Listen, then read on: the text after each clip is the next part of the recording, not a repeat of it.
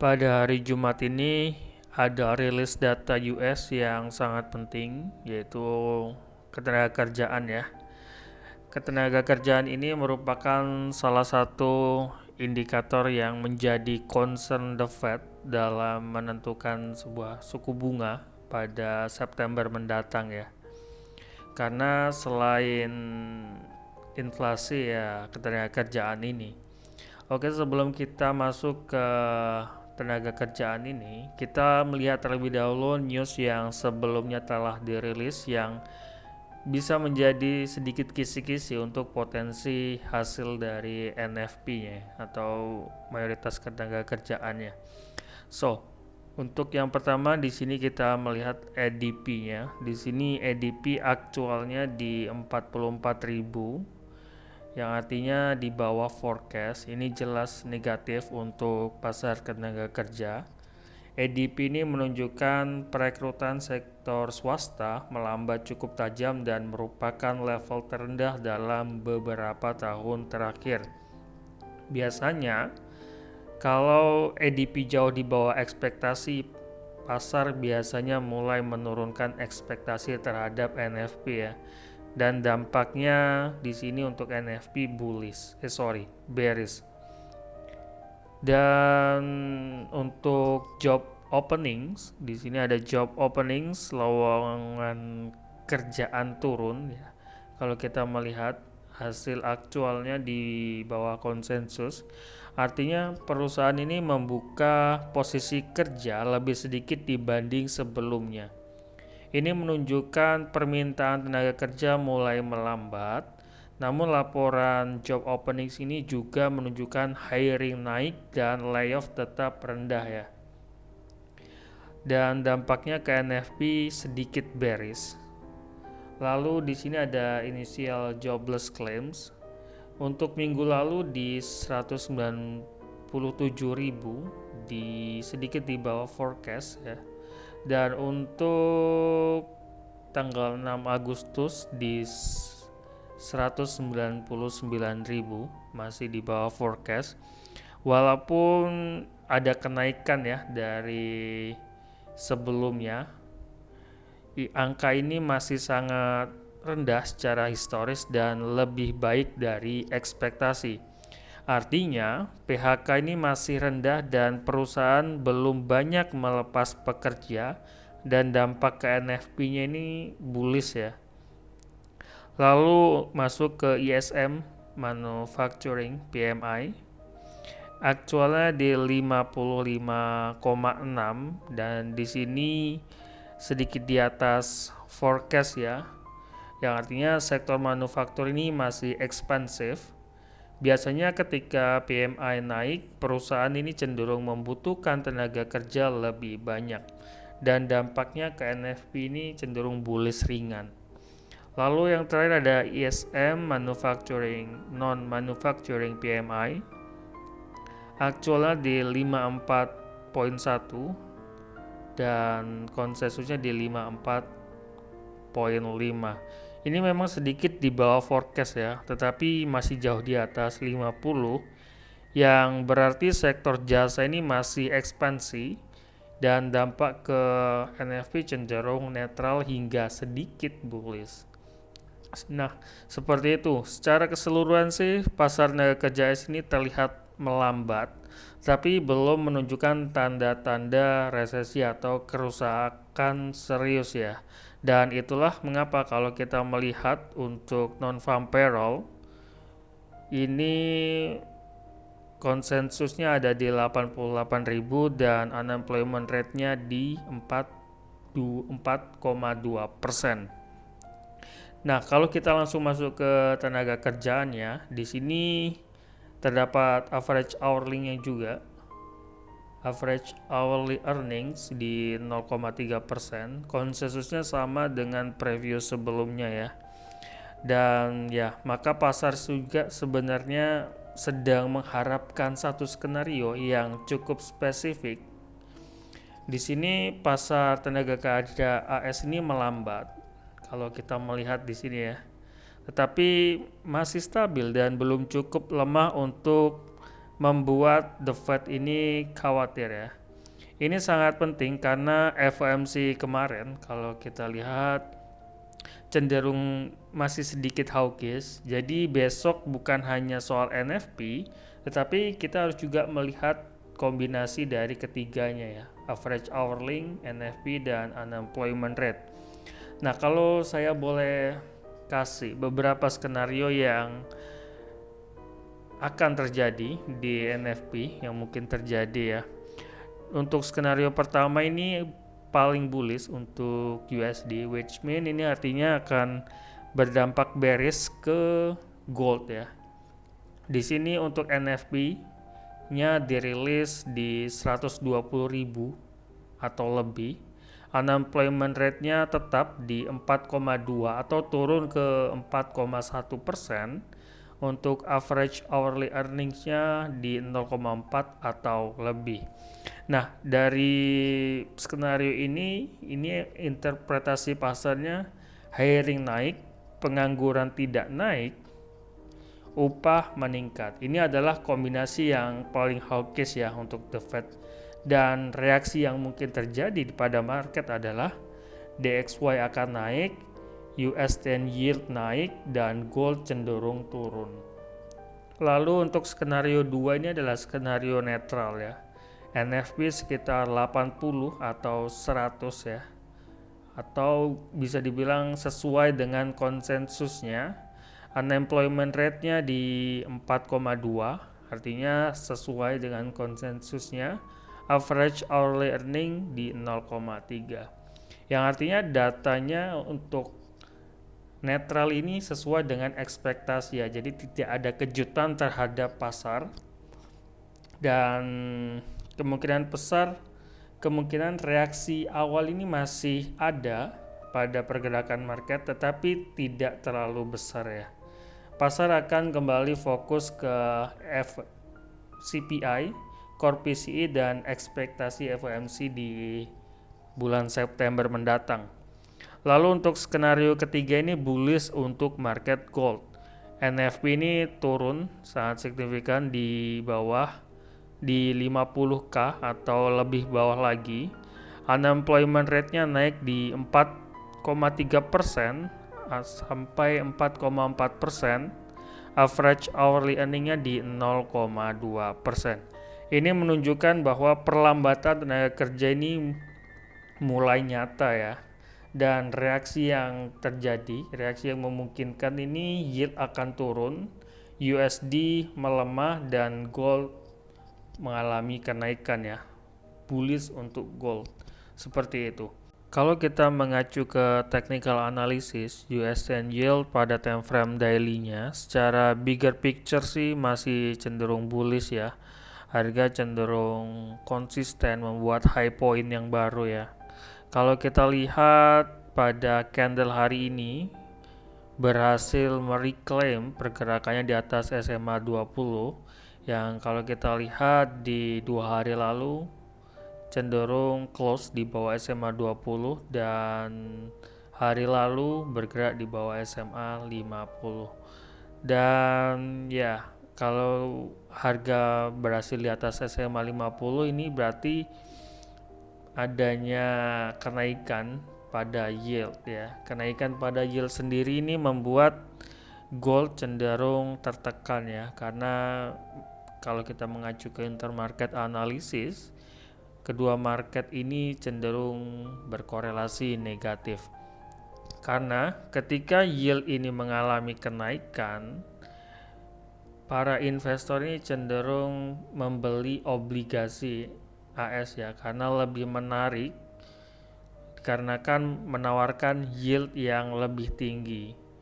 Dan karena itu gold cenderung melemah karena gold dan US 10 yield ini cenderung merebutkan investor yang sama ya. Jadi either dana investor itu di gold atau di US 10 yield. Nah, kalau kita lihat beberapa hari lalu kan gold cenderung mengalami kenaikan cukup signifikan ya. Tetapi US 10 yield ini mengalami pelemahan. Nah, ini juga terlihat bahwa keduanya cenderung berkorelasi negatif, seperti itu. Nah, kenapa kalau US dollar mengalami kenaikan tetapi gold mengalami penurunan? Ya, karena kalau investor ingin masuk ke sebuah market AS ya, khususnya kalau kita salah satunya ini US 10 yield, para investor ini harus mengkonversikan terlebih dahulu uangnya ke US dollar.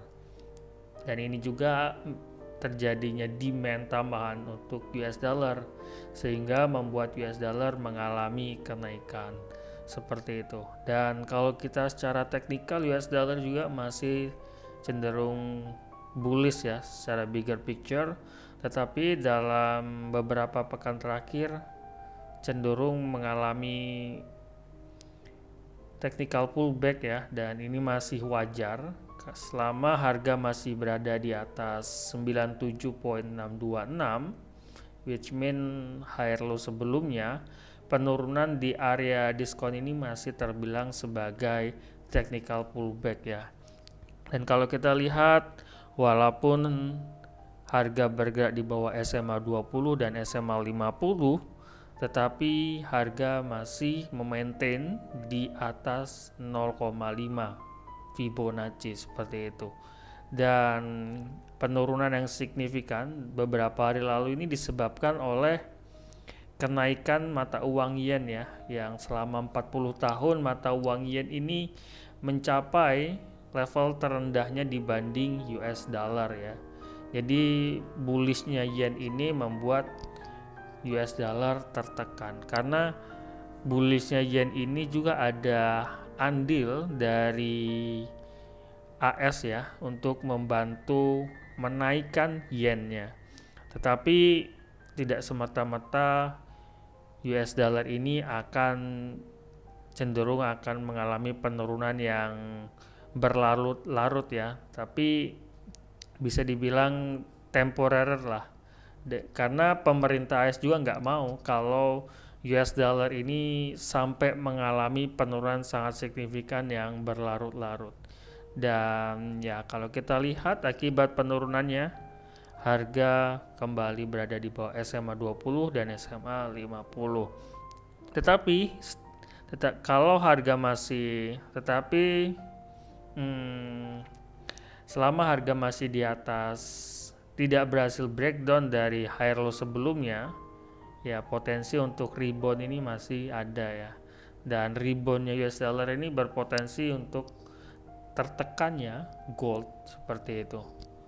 Kalau kita melihat untuk daily time frame-nya gold sendiri ya, pada close daily kemarin kita melihat bahwa pergerakannya cenderung mengalami penguatan yang cukup signifikan ya, hingga berhasil mereklaim kembali harga bergerak di bawah atas SMA 50, yang artinya ini adalah pertama kalinya sejak sejak lama ya kalau kita lihat ya. Dan ya kenaikan ini berpotensi untuk membuat gold kembali melanjutkan kenaikannya ya, at least terdekatnya di area premium.